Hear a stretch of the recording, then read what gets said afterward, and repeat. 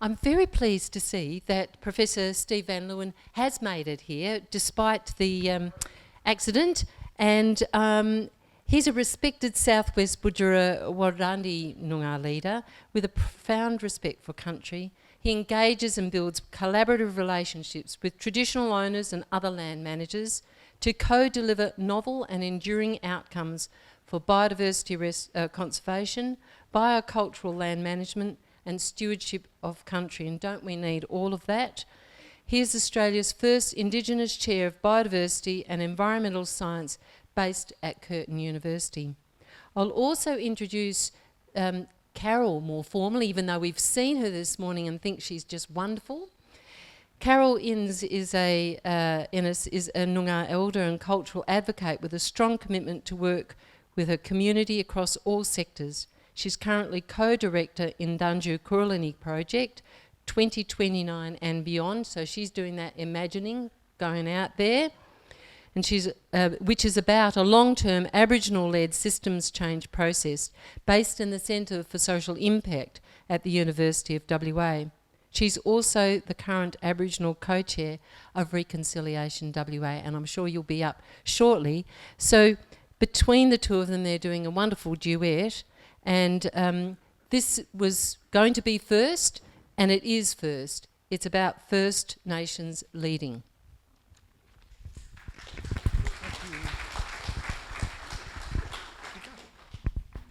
Adam took off with it. Yeah. Thank you, and apologies for being late. Got stuck in the tunnel. So just a quick acknowledgement to my my elders, my ancestors, elders, and future leaders. Just acknowledge Whadjuk Noongar country.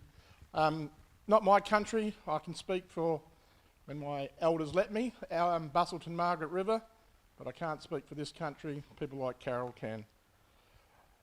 So I'm here today to sing the praises of traditional owners, Indigenous land management, and the 65,000 plus years of land care by Indigenous Australians, and trying to build the acknowledgement that it has been happening and that we need to empower it more. And one of the key reasons for that is because at the moment, about 57% of the land mass of Australia has been through native title processes or other processes, and it is part of what we Indigenous people are calling the Indigenous Estate.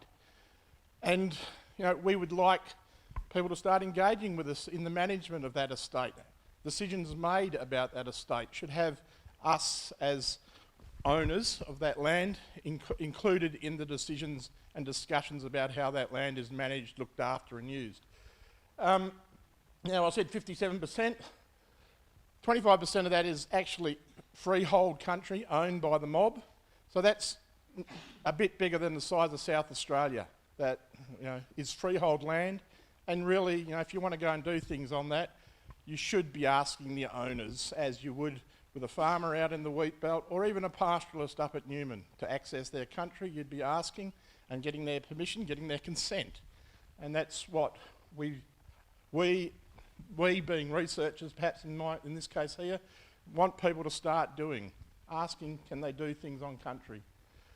The other thing to note there, that not all of it has been through native title processes, and two good examples of that are the Southwest Native Title Noongar Budja settlement and the one just to the north in Yamaji country, the settlement that happened earlier this year with the Yamaji Nation, and significant parts of country where Indigenous people now have a lot more say, and through agreements on how that land is going to be managed into the future.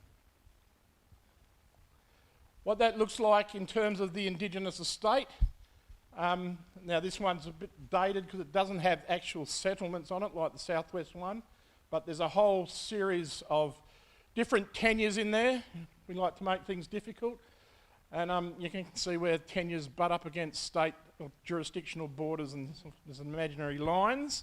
But the native title in the Northern Territory, where land was given back through land rights, across the border, and we don't have that legislation in WA, so there's a different tenure system in place. But as you can see there's a big part of Australia that is part of the Indigenous estate. Yes, a lot of it is remote in deserts or northern Australia, but things like the native title settlements in the southern part of Australia are giving Indigenous Australians more say. Oops. So within that Indigenous estate, there's the Indigenous Conservation Estate.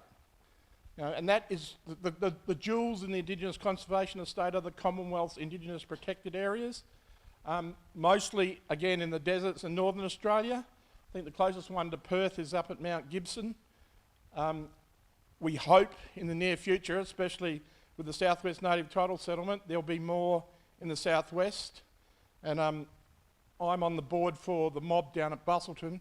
And watch out, Leeuen Naturalist National Park, because that's our first one. We're going to be pushing to become a jointly managed Indigenous protected area where the mob are the deciders, not the Crown.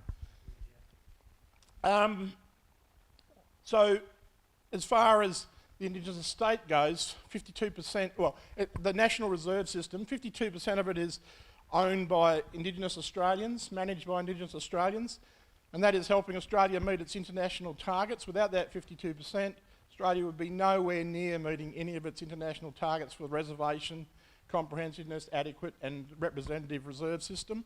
So that's another reason, Indigenous people. And with the new changes that are coming to the conservation of the world, where the target is going to be 30% representation, you can guess where most of the additional land that is going to help Australia achieve 30% reservation of ecosystems, land, species is going to come from. It's going to come off the Indigenous estate. It's not going to come off areas that are already alienated or areas that have been extensively cleared. Most of it will come from existing Aboriginal-owned managed lands. From a West Australian perspective, we've got 17 IPAs in WA, 13% of the state, but it's more, the majority of the National Reserve System in Western Australia is owned by the mob. There are 4 new IPAs currently under negotiating dedication with the Commonwealth and 2 more coming, and one on the map here, the one on Naju country down here in Great Western Woodlands. That makes that mob the biggest owner of land and managers of land in southern Australia. But they get pittance to do it. And as far as Western Australia is concerned, the McGowan government's plan for our parks has seen a lot of additions to the conservation estate, but most of these additions can't occur because of native title issues unless they're joint managed with the Indigenous community whose land those additions are on. So we've got a whole series of new national parks currently in the pipeline that the McGowan government want to get all settled by the end of this term of government, and that'll add 18 new national parks to Western Australia, 15 of which Aboriginal people will be jointly managing. And then we have the Southwest Native Title Settlement. In that settlement, people like Carol and myself who negotiated with government or against government have managed to get 320,000 hectares of country in the southwest that will come back to Aboriginal people, Noongar people to manage. And of that, 300,000 will be cultural land that will probably mostly stay as bush and reserves and land that is what it was and how we hopefully it always will be. In the Yamaji settlement to the north around Geraldton, they've got 470,000 hectares of country coming back to them to be jointly managed. Of course, in this management means people. And at a national level, most of that is funded by the Commonwealth through the IPA program, Working on Country program. Over 990 people, FTEs, it works out at about 1,800 people working as rangers, funded by the Commonwealth. Lots of them are female, which is good to see, mostly on IPAs, but also on other projects that are off conservation reserves, such as managing weeds or chasing feral animals or monitoring rare species, particularly in the desert regions. There's a lot of money going into it. There's about $102 million a year from the Commonwealth, and that's there's an agreement and approval for that to happen from Treasury until 2028, but then the money stops. So there's nothing permanent about this, which is a real problem for the rangers and the people who work for them. They've got no security. On the benefit side of it, we know that for every dollar that the Commonwealth government put into ranger teams on IPAs, that's $3.4 are returned to us as taxpayers that we don't need to spend in that community on community health, well-being, social issues and that. So as a taxpayer, let's get more rangers out there. You know, saves us money and employs people, makes the community a lot better. There are other outcomes. It's addressing 10 of the 17 closing the gap targets by having people working on country, employed, number of young kids who want to be, like their father or their mother, a ranger and so forth. So all great outcomes there.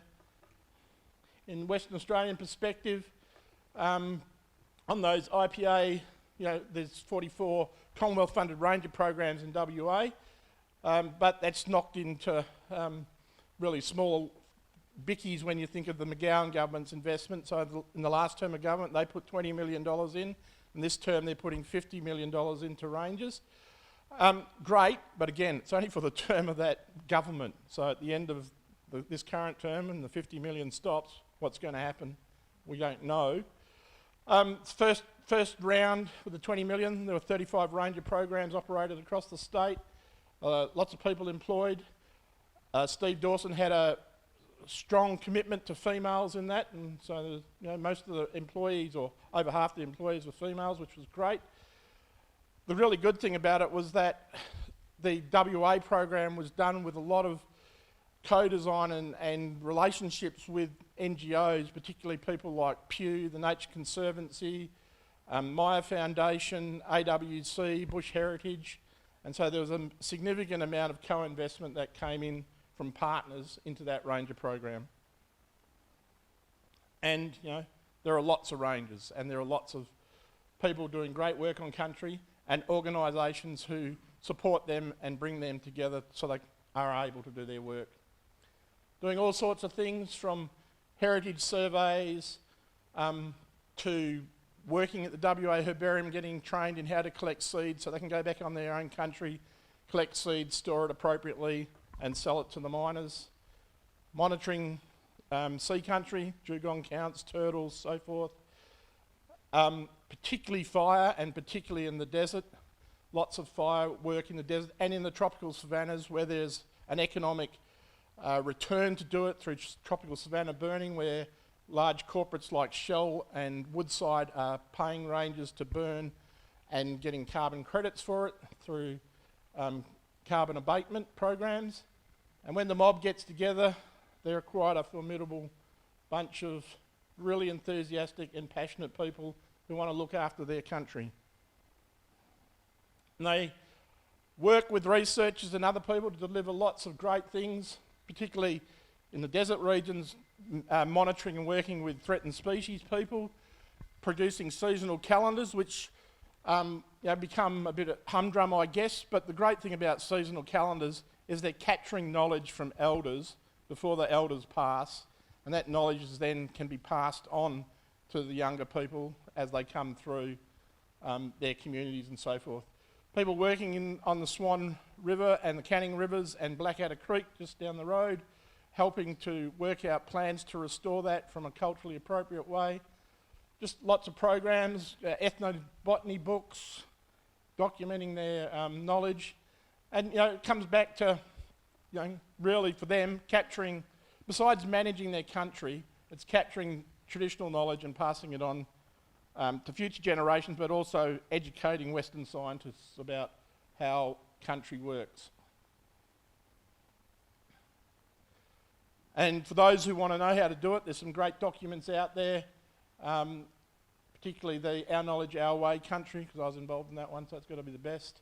But no, the Kimberley Sea Country one is a really good one as well, produced by WAMSI and Kimberley Land Council. That's a really good recipe book of how to work with Indigenous people and respect what they want. It's got templates for data sharing agreements and research agreements and so forth in it, or on the website that are associated with it. So really good products and very helpful. Where do we want to get to? You know, we want decisions about our country or about us made with us. And so, you know, we encourage researchers and land managers and other people, you know, to do it for us, with us, and ultimately, in another decade's time, we want to be doing it all ourselves and employing you guys, Western society to help us, not the other way around. We want it to be Indigenous-led. And that is happening in some places. I'm on the National Environment Science Program, for example.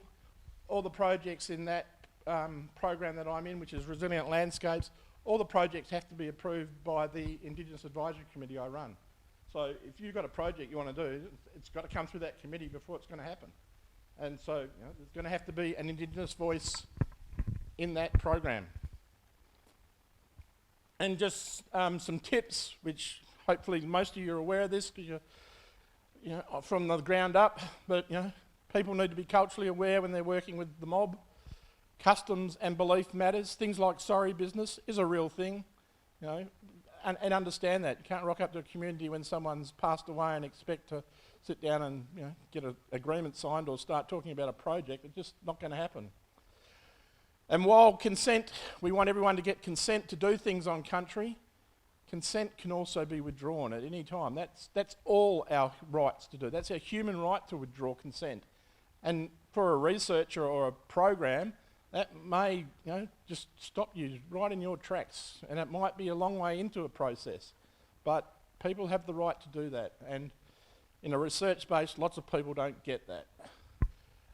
Another one that comes up quite often from the mob is that their elders are expert and need to be treated as experts. Now, don't expect them to drive 300 k's to a meeting and give them sandwiches and a cuppa. That's if you were getting an engineer to come to that meeting, he get paid a couple of $1,000 for the day. So that's what elders need to be recompensed for that effort. The other one there, or two really, acknowledgement. If you're going to prepare a document or hop on the media and sing your praises, acknowledge the people who've worked with you. Give them the dues they deserve, the just dues. And a classic one in the research space, PhD students go up the Kimberley and monitor turtles. The mob actually do it for them because they're not there all the time. At the end of 3 years, the guy's got his PhD, but they've got nothing. We need to change that system a bit and give them some accreditation for what they've done. And they might have first year done in an undergrad degree or something like that. And the other one there, it takes time. Nothing happens quick with our mob. 9 o'clock meeting is 10:30. Steve Van Leeuwen's supposed to be here at 2, he's here at 2:15. Hey, that's the way it happens. A lot of people don't get that, especially people who are stuck on a budget, and particularly our funders don't get that. You've got to put time in budgets to sit down and chew the fat and have cups of tea and kick the dirt with the mob to get consent and get approval. And I'll leave it there and let Carol have some words. Thanks very much, Stephen. And I'm also working with Stephen as a advisor into the process. But like we said, we've had a journey to get to the point we've got to. I've got a video that I might show you. Some of you may have been a part of the Danju Cooling Summit or event that we've held. But I feel that I'm involved in a very special part of what Stephen's talking about, is how we use Aboriginal leadership in leading a process for us, by us, and with us. And it's are you right there? I'll let the video run, then you can. It saves me talking a lot after. It's 8 minutes, and you can have a little relax, digest the information that Stephen has given to you, and then think about this big steamroller that's coming your way for all of us.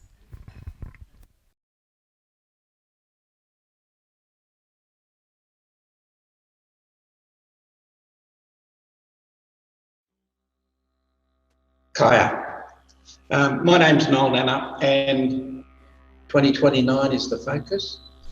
We also are focusing beyond that because we know that the Spirit has told us it's right. The timing is right. And therefore, as we project to 2029, we know that way beyond that. And today, Western Australia, and I guess tomorrow, the world, we could safely say that. We're quite blessed to have a collection of people come together with a common cause. We call this Danju Kuling. Hello, Danju Kuling. Danju Kuling is walking together. Walking together takes many connotations. There are times you have to walk together, times you stand still and look together. There's other times you step back and let other people lead you into areas that they are very much in command and they know where they're going and you follow them. And there are times that they'd stand still and wait for you to lead in the areas that you know. So walking together has more connotations than just by side. It's together, standing still, in front and behind. But all the time, Danju Kuling, walking together, making progress. The causes are varied. They vary from environmental, cultural, social, arts. But the most important part of the common collective is that it's for a common good for all of us, people, plant, animal and place. Particularly looking at what's going to happen in 29. Lots of our conversations are leading those of us in Western Australia to the quite arbitrary date of 2029. 2029 is formally recognised as Western Australia's bicentennial. And lots of us working in this space, conversing with others and generally trying to progress things so that there really is social impact and change, recognise that by the time 2029 comes around, we want this place to be different. And we want it to be sufficiently different for the state's bicentennial to be marked by inclusive involvement of all of us, especially First Australians, and that it is not something that is so frustrating and so demeaning that it is marked by only protests. Because that's going to be a time to see how far we as a state have come in the relationship with us as a people. And it's very important that this movement is started well before you come to that particular date. It's got to be started in such a way that you can measure it along the way and also gain momentum and encourage and invite other people to join the movement. This feels like a really solid beginning that next year we'll build on this.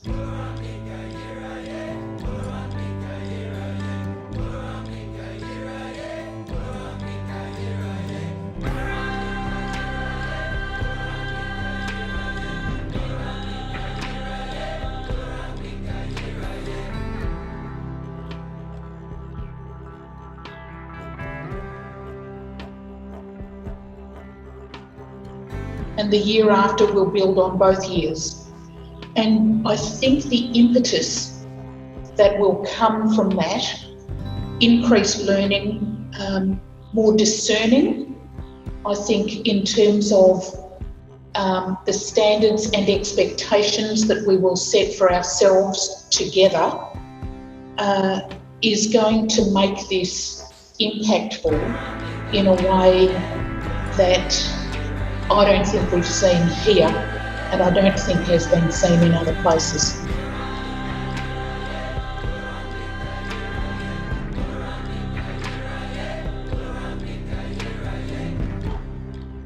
I guess we're being part of a movement going forward, but also too, I think it's about how we acknowledge the past that allows us to grow, look into the present and where we want to go together for the future.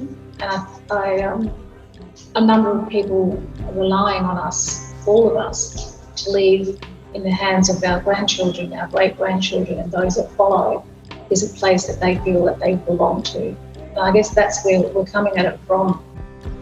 So the question, can we recreate the greatest estate on earth?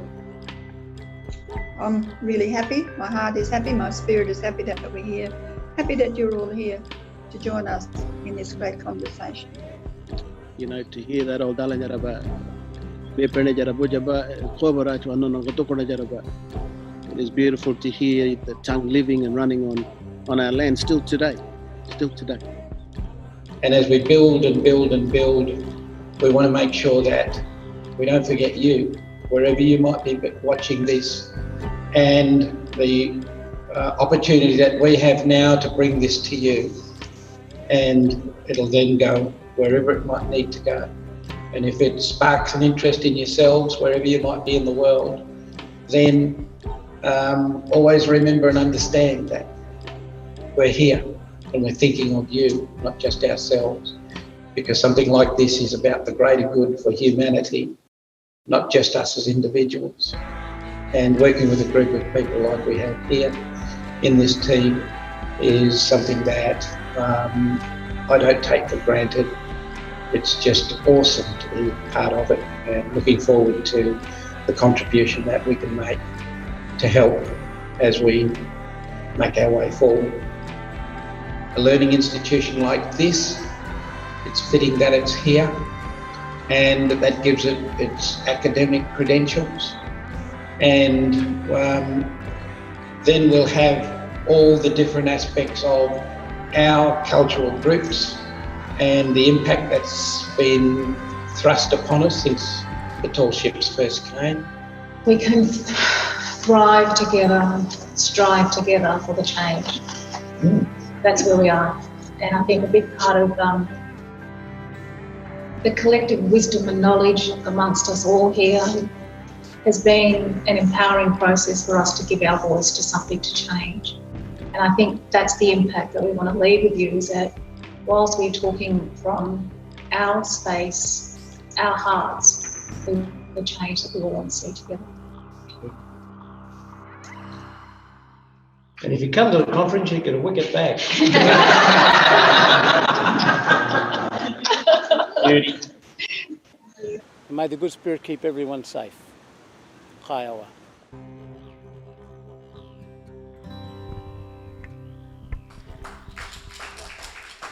So this is what we are working in. And if you think about what Mika spoke about earlier today, where else but WA?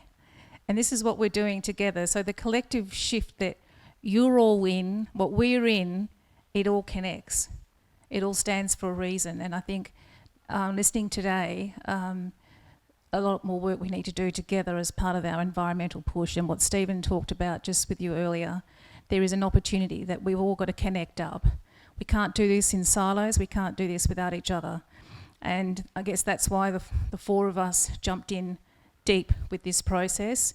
And, you know, it's not easy to jump in and lead a process when you think about all the other things that happened across our community. We've gone beyond that. So we're looking out, looking forward.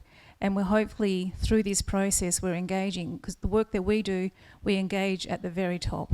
We're not dealing with the project managers or the project officers or the ones that are just leading a project. We're dealing with the Director Generals, we're dealing with the ministers. And we're talking, and we've been working in this space in the southwest area, because that's where we all come from, and the Swan River Colony was the impact space of what we're talking about.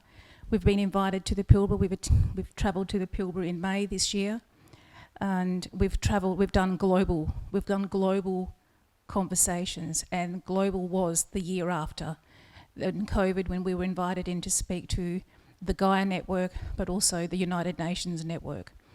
So when we stand together around Indigenous knowledge and experience, the collective experience of all of us working in this, and not just the four of us, we do have others working and walking alongside us, is phenomenal. And when we are not just the Aboriginal team too, we also have a non-Aboriginal leadership working and walking with us, and that is Stephen Hopper, Kim Beasley, Fiona Stanley and Janet Holmes Accord. So they hold the non-Aboriginal space of this leadership process going forward. Because remember we said we've got to do this stuff fast, and we need to work with people with influence. We need to be a part of a change that is going to shift and change, because if you think about that, I never thought of this place ever being the golf course, and I learnt that today across in front of us. And imagine if it was still the golf course, how angry we all would be looking out the window at a golf course here. So whilst we've got another few things to happen after this, I can't talk much more. This is all the collective. We work in a space of a collective. Thank you for the opportunity to invite us into this. I hope that you've take something away with you today. Some of you have been a part of our conversations. I know Keith has been very involved with what we're doing with the natural resource management. Also, two Keiths. Well, the Keiths down in the room, all the Keiths, no, just kidding, have been a part of our conversation of change, and then working alongside Stephen at Curtin University doing what we're doing. We're not trying to duplicate process. We need to come together, break down silos, think about the policy that blocks and make changes that enable. And a big part of what we as Aboriginal people have always said, we have the knowledge because we cared for this country way before 200 years. So thank you for listening today. If you've got any questions, bring it into the group after.